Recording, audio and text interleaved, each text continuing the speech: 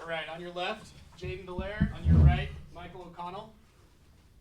Dallaire hit our first buzzer beater to win since UCLA last season. We'll open it up for questions. Have you ever had a shot like that in your basketball career going back to Pee Wee?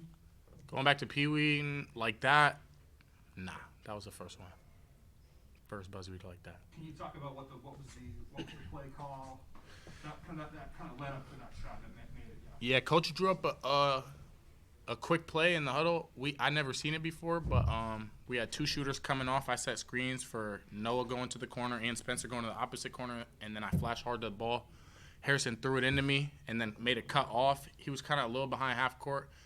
I think he was open. I could have threw it to him, but by that time I already made my decision. Like I had probably two dribbles with 3 seconds on the clock, and then just turn around, saw the line, saw the rim, let it go.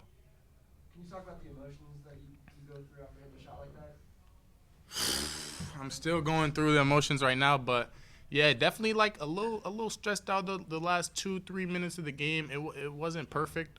We didn't execute everything as we should have, and we'll definitely learn and get better from that. But yeah, I was kind of like poker face the last play, and then when the shot go in, it's just all my energy, all the guys, all the work we put in that entire game just paid off.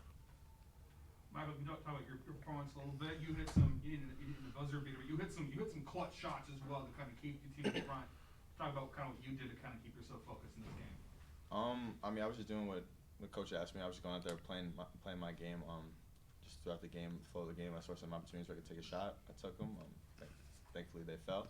But I mean, my teammates were just getting me in the right spots to make my mid range. So that's really it. Dave, in the first half, you had an offensive foul where it just seems like your game wasn't in sync. What got you to the point where you can hit that game winner?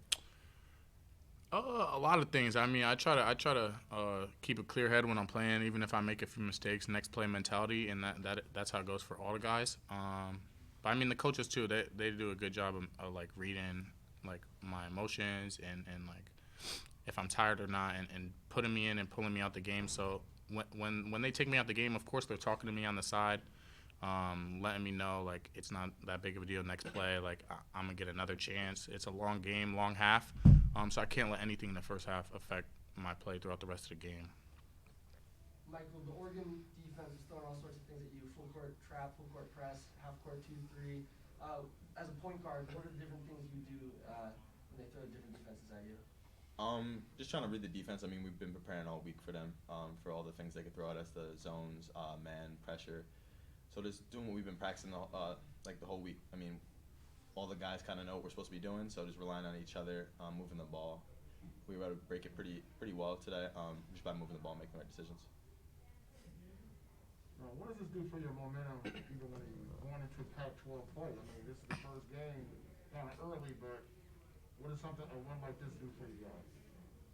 I mean, I say it feels good. Like we put in a lot of work, and the work is paying off. You know, so we have a day off tomorrow, and we're gonna have practice on Wednesday. We're gonna get right back to it and work hard. But the guys were coming off. We all were coming off a tough loss at Colorado 2 weeks ago.